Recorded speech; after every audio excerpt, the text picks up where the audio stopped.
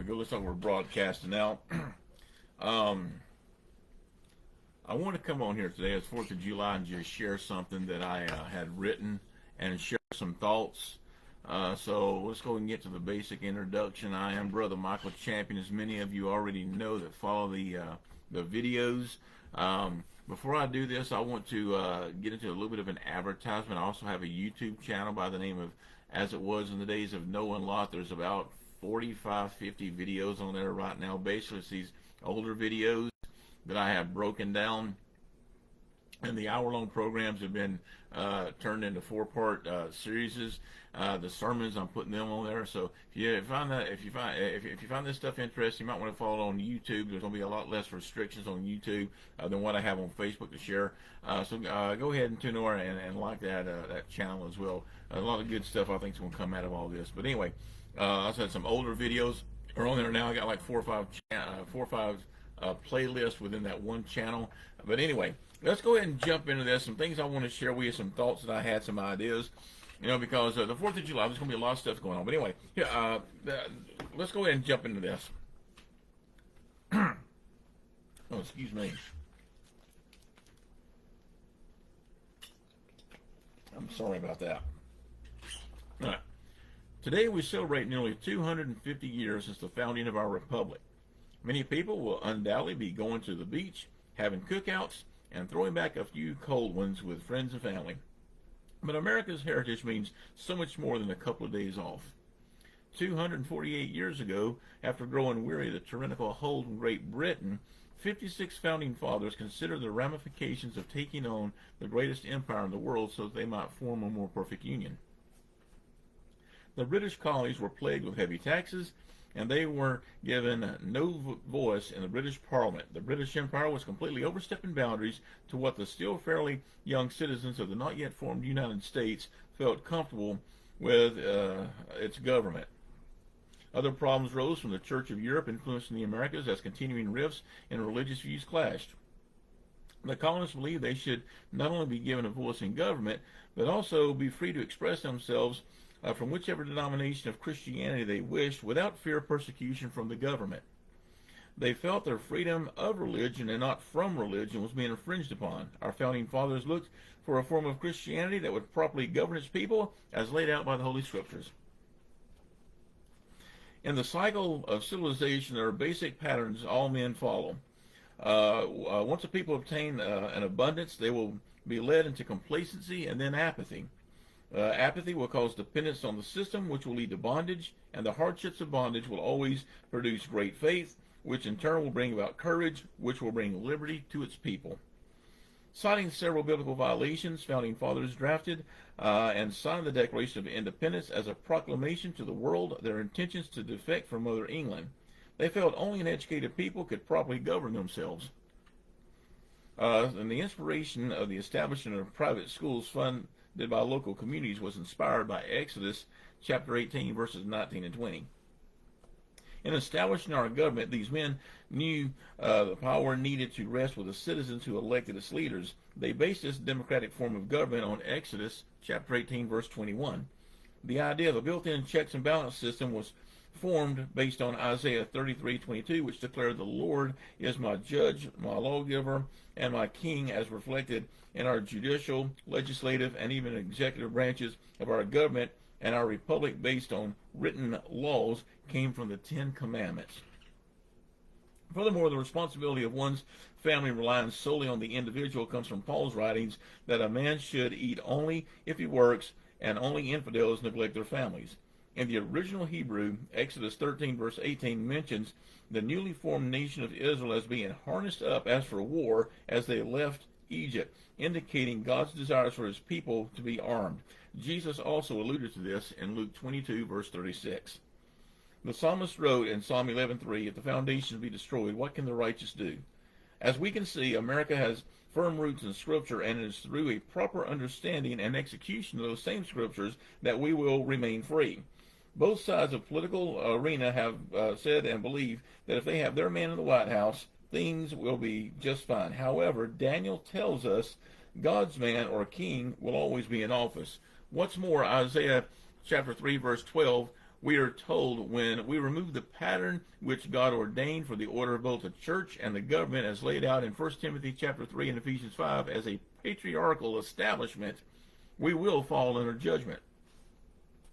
The question we remain with is, are we worthy of the king that we desire? More probably put, we are worthy of the king that we do have. Perhaps the greatest concern for the future of our country is not the condition of what goes on Capitol Hill, but the condition of our hearts. After all, are we not a government of the people, by the people, and for the people? Perhaps if the future people, perhaps if people who are called by his name shall humble themselves and pray and seek his face and turn from their wicked ways, then he will hear from heaven, he will forgive their sin, and heal our land. As we celebrate the anniversary of our nation's founding, let us take a moment to recount our many blessings. As for my personal list of blessings and gratitude, I am thankful I had the privilege to serve my country in the Navy aboard 2 nuclear submarines, the USS Jack and the USS Billfish. Both boats are now decommissioned, and I jokingly laughed, often state that even though I'm 54 years old, I have outlived nuclear power twice. I am thankful I had the opportunity to pursue an education, though almost all of it was informal, in the area of my choosing. I am thankful I had the chance to live several lives as an American sailor, an author, independent filmmaker, and after making some poor decisions that took me down a dark road of addiction for nearly 15 years, I had the chance, by God's grace, to come back and become a Bible teacher, podcast host, and a licensed preacher. None of this would have been possible without the guidance of my Savior, Jesus Christ, to whom, for the time being, I am free to worship. Today, we live in a country of religious diversity where we can still worship much as our founding fathers wanted, without socialism locking the doors of the church and arresting our preachers. During all of this, I have had the pleasure of meeting, working with, and building strong relationships with some of the greatest men and women you could imagine. We can still pursue the American dream and achieve our heart's desires if we are willing to work for it. In America, the only things holding us back are poor spiritual and mental attitudes. It is my sincere hope and prayer for all to achieve what they have been set aside for, and to thrive in that calling of their lives which they have. Now, I'm going to be honest with you. I am so happy to still be living here in America. There's a lot of problems. We can see that, but we can also say we've been seeing that for the past 50 or 60 years, and things are only getting worse. But God doesn't leave us without hope. There's always a glimmer of hope out there that God will attach to, and I see that we're in a changing world.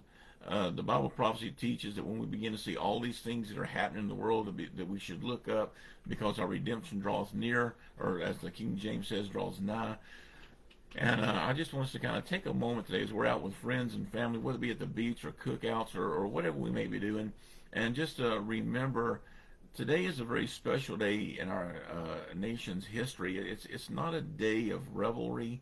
It's not a day just to take off of work. It's a day to remember what our founding fathers did. They were just a common man, just the average Joe, like the average person watching this program right now.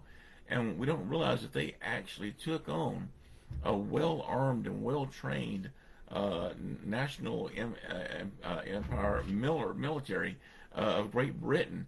Can you imagine someone rising up today and taking on the United States military of the basic citizens? Not that I'm trying to say anything about treason, but I mean, that's exactly what our founding fathers did. They were just your average, tradesmen, and they were just common Joe, and they saw the injustices that were done, and they took on the challenge to break free from Britain. And this is what we have here. This is what's going on. Our freedom we should never take lightly. You know, whatever happens in one generation will be passed on to the next with greater impact. And I think that we need to be ever so mindful of that. I think we need to be paying attention. I think we need to be ready for what happens, what comes down the road.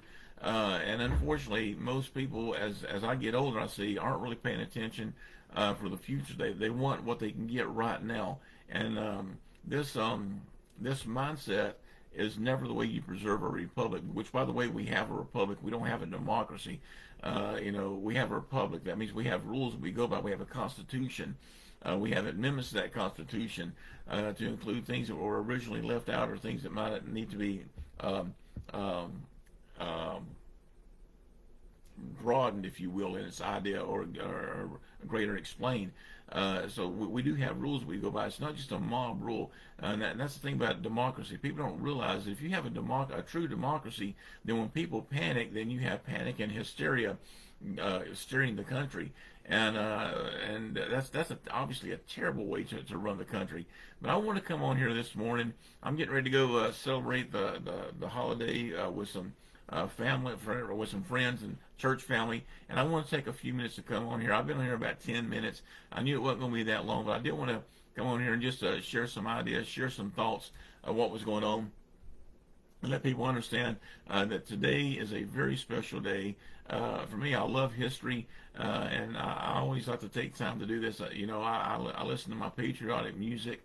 Like I said, I'm a military vet. I served in Desert Storm, and we just need to reflect not just those in the military that did serve, but also those that never came home. There's a high price for freedom, and it's paid every day, and not just for our not for just our national security, but also for our spiritual security as well. Jesus Christ did that. So y'all stay tuned. We'll be doing more podcasts. I'm going to be back here Saturday night at 7 o'clock. I'm going to be teaching on the subject. What is the subject I got coming here? Let me see. I know I had it here. I'm going to be teaching on prophecies of the church, or hidden prophecies of the church in the Old Testament. You definitely don't want to miss that. And within the upcoming few weeks, we're going to have Shannon Shaw back on here. As always, stay tuned to this broadcast to get more videos. And also, if you haven't liked it, like and follow this page As It Was in the Days of Knowing Lot, and also on YouTube, the same page title As It Was in the Days of Knowing Lot. If you go there and find that,